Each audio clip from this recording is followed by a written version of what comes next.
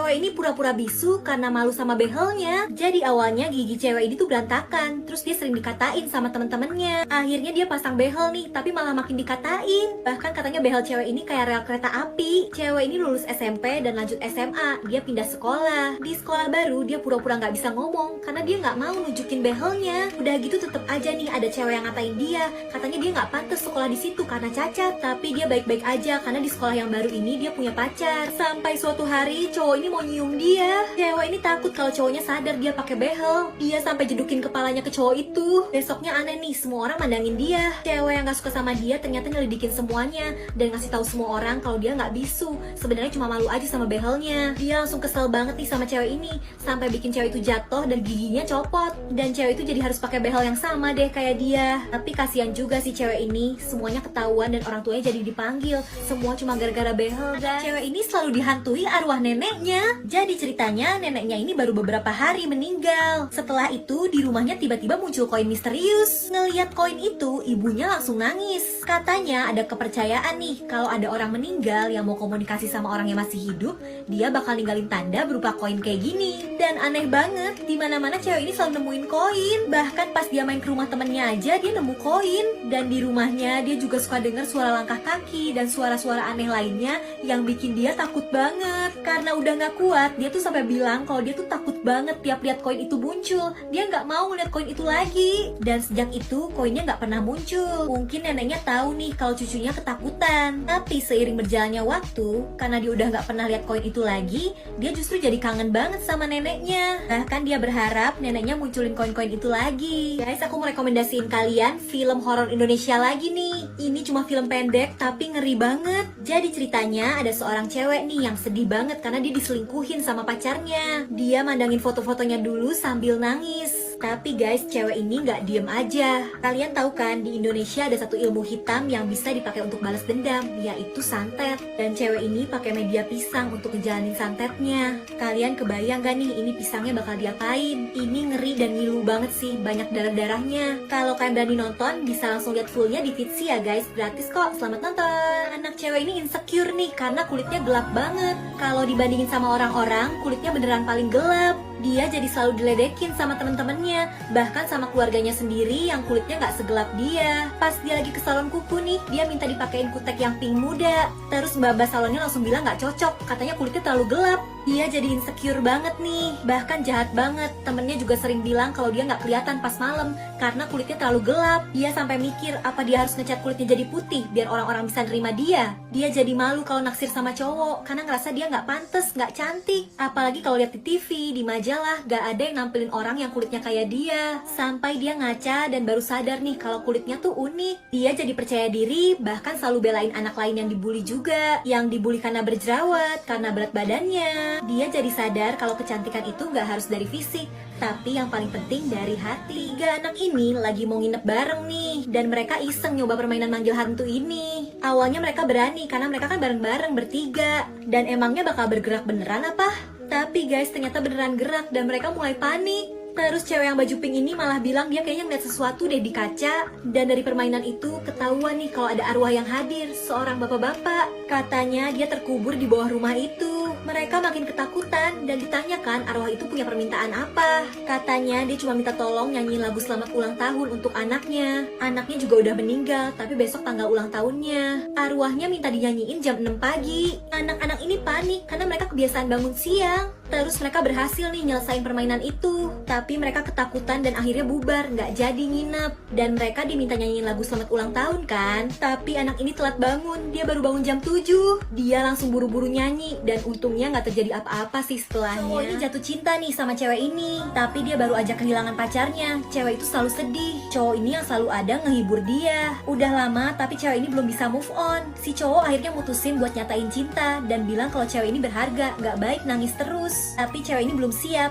Dia bilang kalau di umur 30 nanti mereka sama-sama belum nikah dan perasaan si cowok belum berubah, baru deh dia bakal terima. Abis itu cewek ini pindah kota supaya lebih bisa move on. Bertahun-tahun mereka gak ketemu dan jarang kontekan. Di umur 29 si cowok beraniin nih ngontek cewek ini dan ngingetin janji mereka dulu. Karena setelah bertahun-tahun perasaannya masih sama. Si cewek juga bilang dia masih single. Cowok ini langsung mau ngelamar, tapi kata si cewek dia masih 29 tahun. Tunggulah 2 bulan lagi biar pas sesuai janji. Di hari ulang tahun cowok ini udah nyiapin semuanya. Tapi anehnya si cewek gak dateng-dateng. Dan ternyata di telepon cewek itu kecelakaan. Sempat dirawat di rumah sakit tapi gak ketolong. Hati cowok ini benar-benar hancur dan dia gak bisa lupain cewek itu. Cewek ini dijauhin temen-temennya karena kutuan. Jadi awalnya dia tuh gak kutuan, tapi dia nginep di rumah temennya. Dan dia gak tahu kalau temennya ini kutuan. Dia nyantai aja tidur pakai bantal temennya dan kutunya pindah ke kepala dia. Terus di sekolah dia ngasih tahu temennya kan. Gak sengaja cewek yang baju ungu ini ngedenger. Dan dia langsung jijik banget setelah tahu cewek ini kutuan. Dia ngejauhin dan bahkan ngomong ke teman-temannya yang lain. Semua orang jadi gak mau deket sama dia.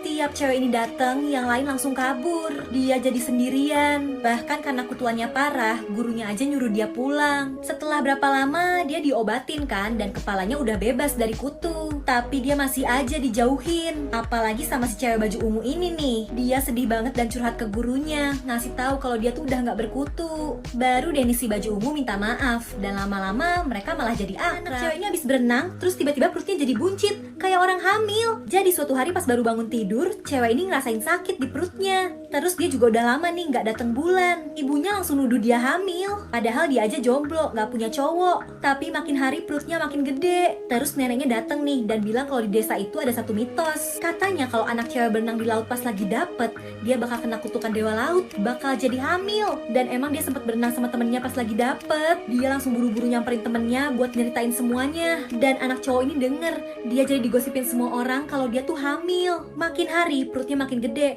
baru deh ibunya bawa dia ke dokter. Ibunya bilang kayaknya nih anak hamil ikan deh. Dokternya sampai bingung. Dia dicek dan di hasil scan-nya nih beneran kayak ada bentuk ikan di dalam perutnya. Dia langsung panik. Emang sih bentuknya kayak ikan, tapi ternyata sebenarnya ini tuh penyakit tumor. Dia bakal dioperasi dan semuanya baik-baik aja. Jadi bukan hamil ya. Cewek ini dihina pacarnya sendiri karena gendut. Jadi cewek ini tuh lagi pengen makan daging. Cowoknya langsung marah. Katanya cewek ini udah gendut tapi makannya daging terus, bukannya makan sayur. Cowoknya ngehina terus, nyuruh cewek ini cek timbangan lah. Si cowok ngerasa dia tuh ganteng, sukses, kaya raya. Dan pas awal pacaran, ceweknya emang kurus kayak model. Makanya pas beratnya naik, cowok ini ngerasa malu. Bahkan katanya dia kayak pacaran sama sapi. Udah gitu, cowok ini minta putus dan ninggalin cewek ini gitu aja. Semua orang di restoran itu langsung ngomongin cewek ini. Kasian, malu banget. Setelah putus, biar gak galau dia nyari kesibukan nih. Dia buka toko, buka kelas dance. Video dance-nya dia upload dan viral banget. Pokoknya cewek ini jadi super sukses dan kaya. Beberapa tahun kemudian, dia mau beli rumah. Ternyata rumah yang dia mau beli ini bekas punya mantan pacarnya. Mantannya justru sekarang jatuh miskin karena duitnya habis dipakai judi. Ini nih yang namanya karma. Fix nyesel deh tuh cowok sekarang. Cewek ini sekelas sama cowok yang lumayan ganteng nih, yang duduk di belakang dia. Di sekolah mereka sering papasan nih. Bahkan suka gak sengaja ketemu di luar sekolah juga. Kayak kebetulan aja ketemu terus. Dan suatu hari ini aneh banget. Cewek ini kan pesan pizza dan yang nganter juga cowok itu. Dia mulai ngerasa kayaknya ada yang gak beres deh. Dan ternyata bener, pengantar pizza yang sebenarnya ada di dalam mobil. Jadi cowok ini tuh stalker. Terus temennya cewek ini ngajakin ngumpul-ngumpul nih. Awalnya dia gak mau karena takut ketemu cowok aneh itu.